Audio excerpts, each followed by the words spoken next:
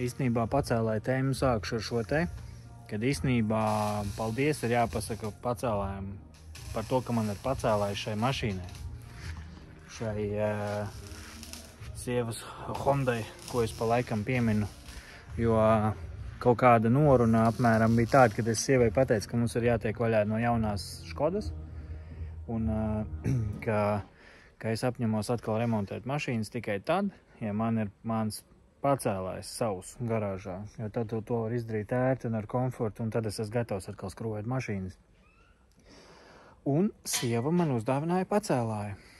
Tik ļoti viņa gribēja savu mašīnu, kurai nav jāuztraucās par nobraukumu un citām featurām visām. Tā kā video, lai sākās ar šo, paldies Hondai un paldies sievai. Šodien satraukumu pilnu sajūtu.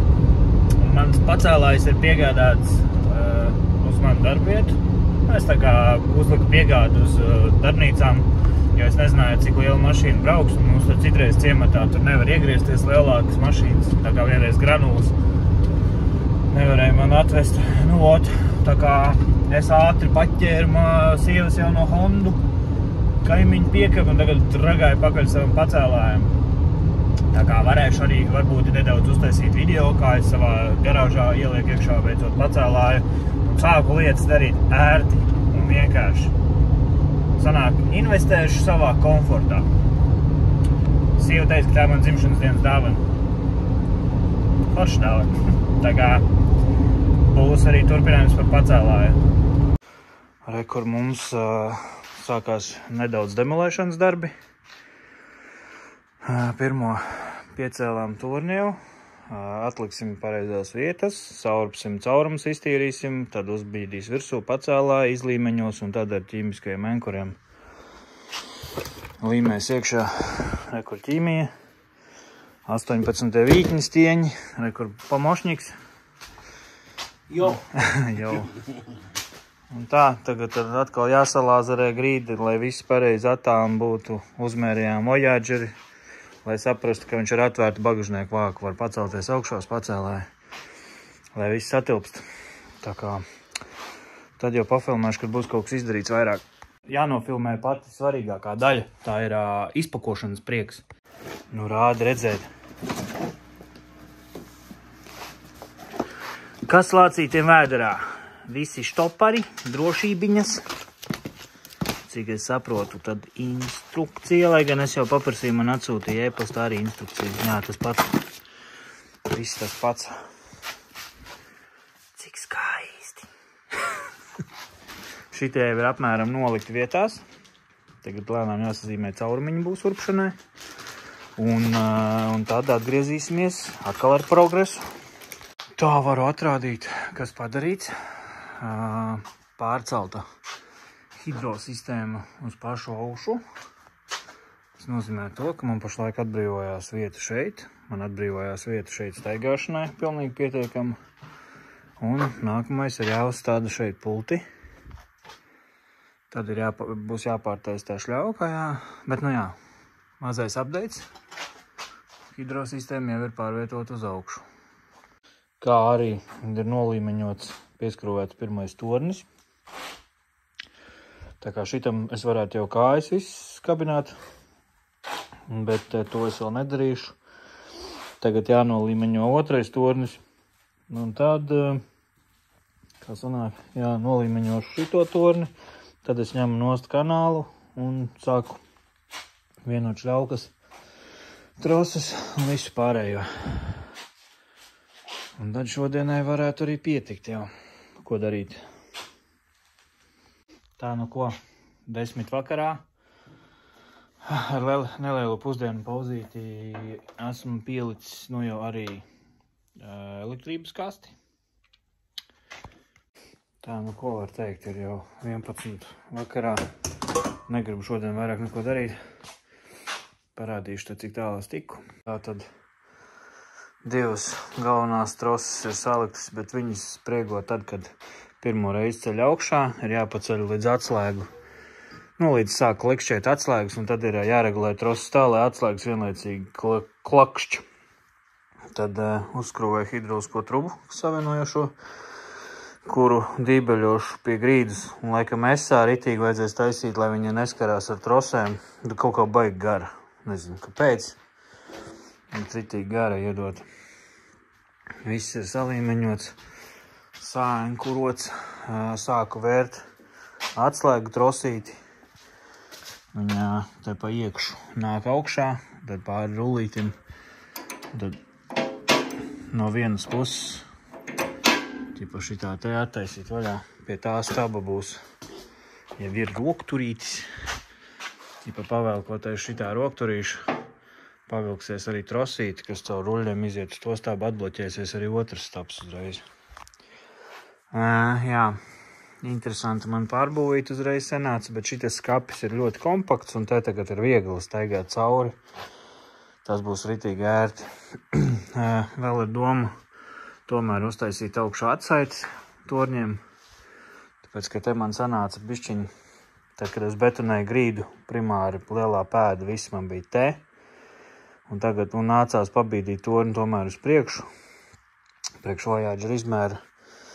Un tagad sanāk, kad šitajā vietā man ir 3 lielie ankuri točna iekšā tajā milzīgajā betonā, un tad šitās divas jau ir vairāk tā kā parastajā grīdas biezumā, tur 15 cm. Tāpēc, parasti es tā nedarītu, bet šeit man ir ļoti tuvu nesošais karkas garāžai, tāpēc, un pacēlēm augšā jau ir caurumi visādi, tāpēc man ļoti viegli būs uztaisīt atsaites, un tad es no sirds būs mierīgi, un viss būs super droši. Bet šovakar man pietiek. Stulbākais ir tas, kad man jāvelk uz garāžu jauns kabelis, 3-fāzīgs. Tas man bišķiņ paildzinās visu pacēlā iedarbināšanu. Jāpārpresē viena šitā šļauka tagad, lai viņa no lejas ir līdz pat augšā, līdz hidrauliskajam motoram. Un tad es varēšu iedarbināt savu pacēlāju. Bet šodien pagaidām pietiek. Nepievērsiet lūdzu uzmanību bardakam. Ilgi šitā jādzīvo nebūs. Šitā šausmās vienkārši man nācās visus plauktus izkrāmēt pa šejienu, bet plaukti atgriezīsies, jau tikai augstie plaukti. Dēļ beidzot jāsāk siltināt jumts, jo šodien gribu dzīvot siltā garāžā. Bet īsumā par to, kas jau ir izkristalizējies no pacēlāja. Tātad, jā, iepriekš droši vien stāstīju, šai kastē vispār nebija lokācija, tam sūknim bija jābūt šajā vietā.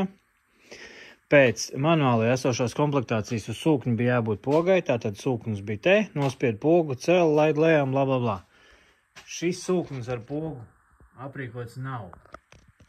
Un viņi ir pievienojuši klāt tā kā upgrade šo kasti, bet es saku, ja sūkni uzkarina šeit, uz šitās te piemetinātās pamatnes, tad kastei nav neviena skrūvi caurumu, nekā, pilnīgi nekā, kur viņu likt. Labi, ok. Rokas no pakaļas neaug. Uzmetināja sūknim statīvu augšā. Daudziem pacēlājiem tāda komplektācija ir, ka sūknis nāk augšā, un tas ir baigi forši. Viņš netraucē nekam. Vienīgais nolaišanas ķegu nāksies uztaisīt sākumā, nezinu, striķīti, bet beigās es droši vien uztaisīšu smuku ar ķegām un visdrīzāk uztaisīšu ar pedāli. Tātad šis ir atbloķēšanas mehānisms. Tūlītās parādīšu, kā strādā. Šeit rauju rokturi. Un tur attiecīgi viss baigi forši ar trosītēm. Rekur trosīte, viņi noiet lejā, atbloķējās. Tas viss ir baigi forši. Tagad kas pa kasekiem ir? Šiem vākiem nav skrūvju, iedots līdz vispār. Zato ir liekas skrūvas tādas kā motoru stiprināt. Tālāk, strāva. Labi, es saku, atkarībā, kur to kasti jāliek. Grūti iztēloties, kur to kasti bija jāliek, jo, ja sūknis, pieņemsim, būtu šeit, tad tik garš vats ir atvēlēts pieslēgt motoru. Tātad kasti būtu pašam jāskrūvē kaut kā vai sānā, vienā sānā vai, nezinu kur. Labi, tas viss tā. Tālāk. Ļoti svarīga lieta, kas šim pacēlēm nav arī komplektā iedota, šeit ir jābūt tādam pelēkam aizsargam. Parādīšu no kolēģa, bet no drauga garāžā esošā šitās pašas firmas pacēlāja, te ir jābūt tādam pelēkam, tā kā tentveidīgam aizsargam. Principā viņš varētu nebūt, bet tad, kad cilindrs ir pacelts augšā, izbīdīts, štoks ir atklāts, es teiktu, ka fleksējot un metinot štoku ir jāsargā kaut kādam aizsegam, jo savādāk to spoguļu virsmu štokam sadirsīs un viņš vienkārši izčakarēs manžetes. Vēl viena interesanta lieta. Manuālī nav neviena vārda par to, bet redz, kur ir vēl trešais vārds no kastes, jo šis ir ar strāvus pienākošais, aiziejušais no kastes uz motoru, un trešais vārds, kuram nav adreses. Un ja šiem vadiem ir norādīts, kas tie ir, tad šim nav nekā, un es zinu, kam viņš ir. Tas ir galaslēdzis. Augšā jābūt galaslēdzim. Tad, kad cel līdz augšai, tev nav jādomā, kāds ir augstākais punkts. Tad, kad augstākais punkts ir sasniegts, galaslēdzis izslēdz hidrosistēmu. Man vads ir. Par vadu instrukcijā teikts nekas nav, kad tādam vispār jābūt. Īstenībā ir tāds mistisks viens teikums, ka tad, kad vairāk neceļ, tad nevajag celt, jo tad var sačakrēt motoru. Ok, kaut kāda plikā komplektācija. Bet nafik tad power kastei un atstāt vadu, jo es zinu, ka tas ir galaslēdzim. Nu, un tagad nāksies arī galaslēdzis pašam kaut kur tur augšā uzlikt. Jo, es saku, es dirsties ar lietojušiem negribu. Es, protams, feedback uzrakstīšu par visu šito. Nu, principā sanāk kā, es esmu tā kā pircējs nopircis pacēlāju, viņam būtu jābūt, plus mīnus muļķu drošam, vai vismaz vidējam speciālistam uzliekamam, un tad, kad sāk trūkt skrūves, tad, come on, jūs pārdodat bez PVN pa 1500 pacēlāju un nevarat ielikt visas skrūvītes, tas ir smieklīgi. Tā ir kvalitātes vadība katrā uzņēmumā, kur notiek komplektēšana. Tikpat labi varēja, ķēde aizmirst kaut kam. Viss pārējais it kā ir, bet šitāds sīkumi besi ārā. Man šodien būtu vēl 3 fāzes atvilktas no mājas līdz garāžai. Es varētu viņš šķilt dziesmā, bet es nevaru, jo trūkst visu laiku kaut kāda figņa un ir jāčakarējās, jo ar to kabeli jau varies tagad pārcēlu to kāst augšā. Labi, tas ir mans upgrades, bet attiecīgi vādu ir jāpagarina. Un to es visu izdarīšu, bet atkal lietuvieši kaut kādā ziņā parāda savu attieksmi pret klientu, vai arī pret vienkārši darba kvalitāti kā tādu, jo, come on, šitiem bloķu aizsargiem, skrūvītes iedot, katram 4-8 skrūvītes pareizās iedot, what the fuck. Un īstenībā ir 2 tādas komplektā ir iedotas 2 citas skrūvītes. Pēc skaita spriežot, es teiktu, ka šitās skrūvītes 2 ir galaslēdzim. Tikai nav galaslēdži. Un tad sanāk, kas internetā bija rakstīts, ka šis ir jaunais modelis. Un es zinu, ar ko viņš ir jauns. Bāze visu pacēlājumi ir pilnīgi tā pati, kas bija veciem modelim, kuram bija uz katra staba šitas te kloķis atsevišķi. Tev, ja tu, pieņemsim, gribēji nolaist lejā, tev vajadzēja tā kā pacelt augšā, aiziet vienā pusē atbloķēt, atnākt otrā pusē atbloķēt, un tad tu varēji nolaist mašīnu lejā. Jaunais modelis, tas ir tāpēc, ka atbloķēšana ir uzrakstīta pie viena staba, pie viena torņa atbloķēšana. Un tātad viņi ir uztaisījuši vecam bāzes modelim upgrade ar atbloķēšanu pie viena staba, likvidējuši to pogu uz sūkņa, lai gan tad loģiski būtu bijis jābūt, ka to sūkņu jau pārceļ augšā, lai viņš vienkārši netraucē te pa ceļam staigāt gar pacēlāju. Viņi nolikvidējuši to pogu uz sūkņu un iedevuši līdz to elektrības kasti. Bet viņi nav paredzējuši upgradeot to modelim, ka to elektrības kasti vajag arī kaut kur piestiprināt. Jo tad vajadzētu instrukcijā ierakstīt, kad pacēlā jāliek ir pie sienas vai pacēlājiem blakus ir jāuzbūvē staps, pie kā nāk elektrības kasti. Diezgan debīli. Bet, jā, līdz šim te es esmu nonācis, es gribu parādīt, ko es esmu nopircis un kā man iet ar uzstādīšanu. Droši vien šito video es palaidīšu un tad es rakšu iekšā savu kabeli un uztaisīšu jau varbūt kādu citu video sākumā to, kā es to pacēlāju palaižu un kā viss strādā. Jo vispār viņi ir labi, pacēlāji šitie ir labi, tā visa lietuviešu pacēlāji. Man 2 pazīstamiem cilvēkiem ir, vienam viņš ir jau kaut kādus, 8 gadus, visi močī, visi strādā. Otram ir, 3. gads vai 2. gads, visi strādā, Man trāpījās vēl jaudīgāks 3-fāzīgais, šim vispār būtu jāmurrā. Tā kā pacēlāji tehniski ir labi, bet feedbacku es viņiem uzrakstīšu par to, kā viņi komplektē. Tas gan. Kaut kā tā, vēl viens vakars un vēl viena darbiņa padarīt.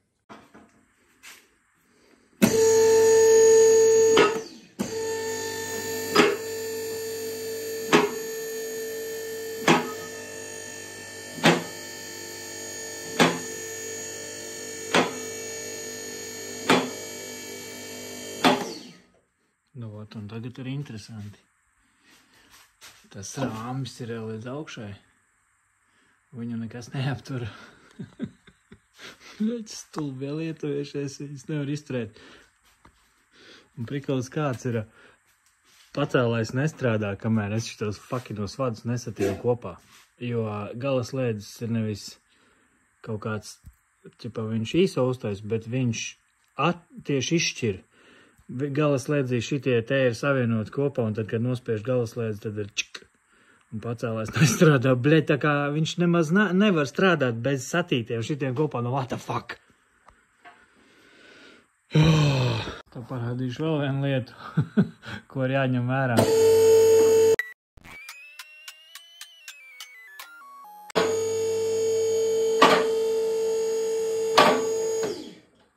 Karoči, īsti nezinu, kas te to pacēlāju varētu apturēt.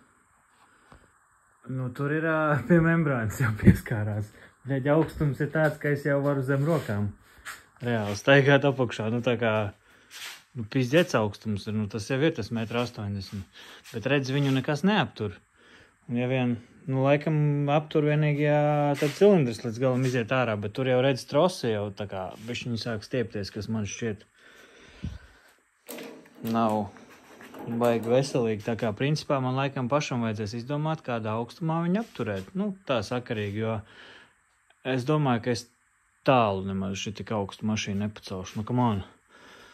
Te jau no šejienes līdz augšai jau ir jau diezgan mazs attālums. Bet arī, es domāju, nevajag tik augstu. Un nolaižam uz atslēgām. Un attālums tieši 1,80 m. Un tad mēs paņemam, nospiežam podziņu. Principā, kamēr izslēdzās. Atbloķējam. Un filmējot tīzli, neko nevaram izdarīt. Un viss slēžās lejā. Un tagad viss tā hoņi jāskārto, jāsaten, jānostiprina. Labi, tomēr parādīšu, kā es tomēr visu izdarīju, nenoturējos un tomēr gribēju uzstādīšanas video pabeigt ar to, kad viss jau ir izdarīts. Viss ir palaists. Tātad pults uzliktu šeit, nostiprināti, vadi pārurti augšā, jo vadus man vajadzēja aizlaist visu uz augšu, visu hidrobāku uzkačāta. Pagaidu nolaišanas ručka, tas tiešām būs pagaidu, jo pēc tam es taisīšu ķegu uz torni un lejā visdrīzāk ar pedālīti. Kabelis pievienots, skapī ielikts kārtīgs automāts, atsevišķs uz pacēlāju. Šitas te, īstenībā rekur. Jāierok vēl iekšā kabelīti. Bet nu šeit viss ir ielaists, pievienots. Mājā ir arī trīsfāzīgs automāts, tātad ieslēdzam. Un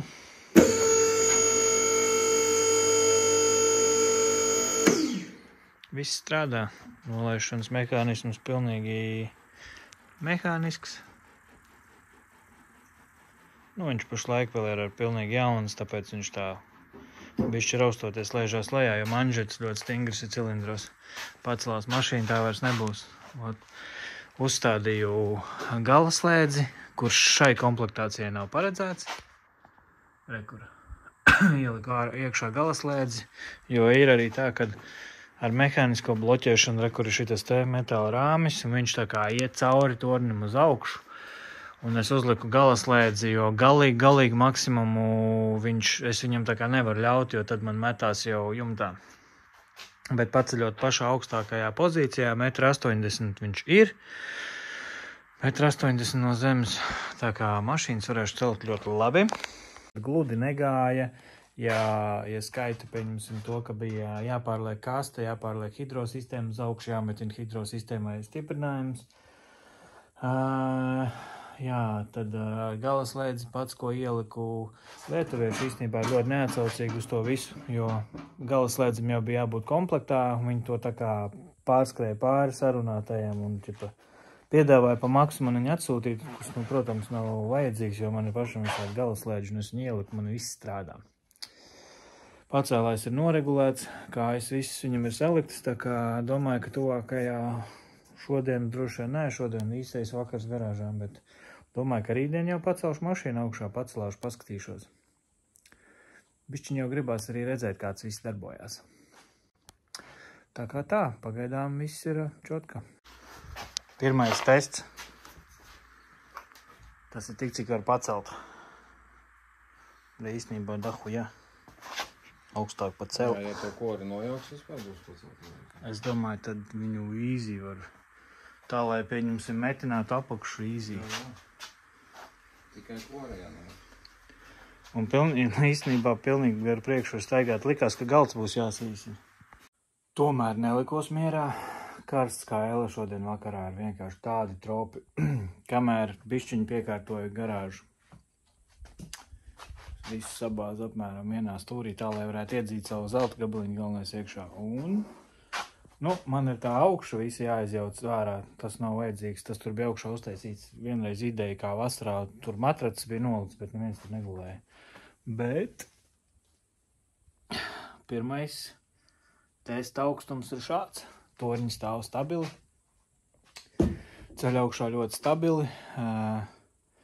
Viss strādā tieši tā, kā vajag strādāt. Nenormāls gandarījums. Pašam savs pacēlājs, savu garāžu. Savā garāžā savs pacēlājs. Komforts ienāk manā ciemā. Tā kā misija ir gandrīz pabeigta, tur to augšu izjaukt, sastiprināt, jumtu, nosiltināt. Tas būs, tie būs garie rudens vakari, lai šitien siltāks paliek iekšā, bet kā vienmēr, super. Ko lai saka, rekur sievas hondinieks.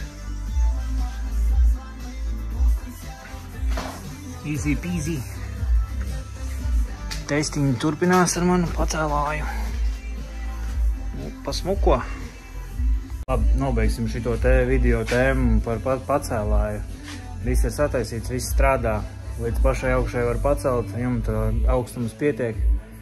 Problēma, kāpēc man Honda stāv uz pacēlāja, tā, kad es gribēju apskatīties, cik ārbā ir eļļa, un nometu čupus pannas. Un tagad es esmu pacēlis augšā, jāpaver kaut kur pannu un jātiek klāt pie šķupa.